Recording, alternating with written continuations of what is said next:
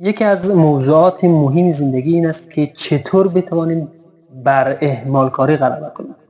اگر بخوایم اهمالکاری را ما تعریف بکنیم، میگیم اهمالکاری پشت پا انداختن یا انجام ندادن کار مهم زندگی یا انجام دادن کار غیر مهم، غیر ضروری به جای کار مهم.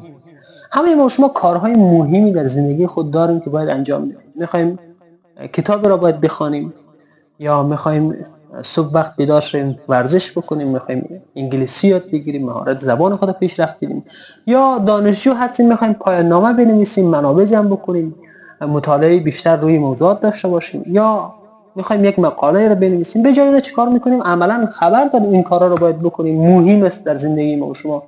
میایم چیکار میکنیم؟ در صفحات مجازی حضور غیر مؤثر داریم، در فیسبوک ویدیو میبینیم، در اینستاگرام همون قسم، در تیک تاک همون قسم.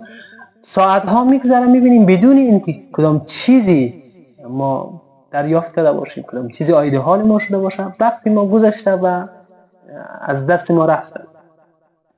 ببینیم این عملا خودش اهمال کاری هست که ما شما انجام میدیم، چون ذهن ما برای ما دلیل درست میکنه و نمیخواد که از اون نقطه امنی که برش وجود داره از اون نقطه امن بیرون شود.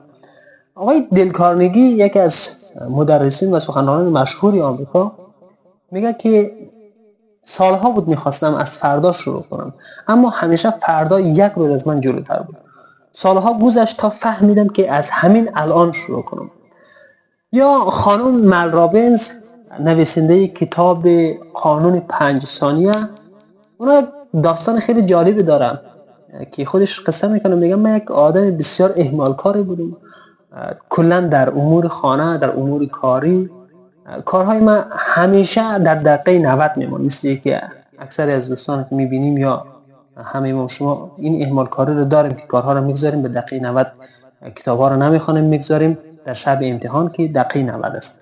این اهمال کاری وجود داره. میگه که شبی که خوابم نمیبرد، روی کاناپه جلوی تلویزیون خوابیده بودم. اولا یک برنامه پخش زنده بود که پرتاب موشک به فضا بود.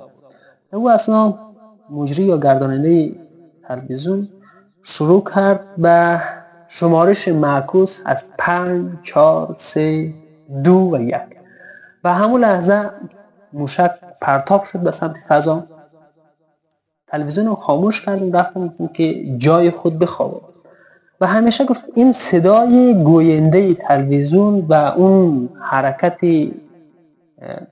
موشک به ذهنم بود، ذهنم درگیر شده بود. با خود گفتم چطور میشه که ما در زندگی واقعی خود و در انجام هر کار این حرکت معکوسه داشته باشیم؟ از این 5 4 3 2 1 ما باید استفاده بکنیم. و بعد از اون شد که تصمیم گرفت که از صبح باید ما با این حرکت یا با شمارش معکوس اعداد باید بیدار شوم. به این نتیجه رسید و کتابی که در قانون 5 ثانیه نوشته کرده میگه که ما باید هر کار را میخوایم انجام بدیم، هر تصمیمی را که در زندگی خود میگیریم، قبل از اینکه 5 ثانیه پوره شود ما باید اقدام عملی رو انجام بدیم و به اون تصمیم خود جامعه عمل بپوشونیم، حرکت کنیم، حتی خود یک حرکت دیگه باید انجام بدیم. یا یک کتاب جالبی که آقای بهرامپور دارن، محمد پیام بهرامپور، کتاب ازشنبه است که دوستا بخوانن، واقعا یک کتاب جالب است. کتابی است واقعا تغییراتی یا تمرینای عملی در داره. ما باید خود ما کوشش بکنیم که از این موضوعات استفاده بکنیم. هر کاری که در زندگی خود داریم، همین لحظه در هر مکان قرار داریم، کارهای مهم زیادی داریم، قطعا همه ما شما کارها رو داریم. شروع بکنیم برای انجام یا عملی کردن اون کارهای خود.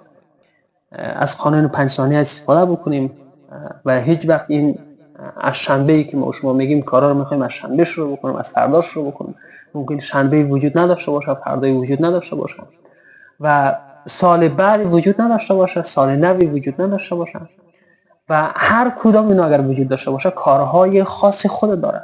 ما باید از همین لحظه که زمان شروع اون کار مهم است شروع بکنیم و برنامه‌ریزی داشته باشیم تا اینکه بتونیم به اهداف بزرگی که در زندگی خود در نظر گرفتیم یا دورنما برای خود تعیین کردیم به اون اهداف برسیم.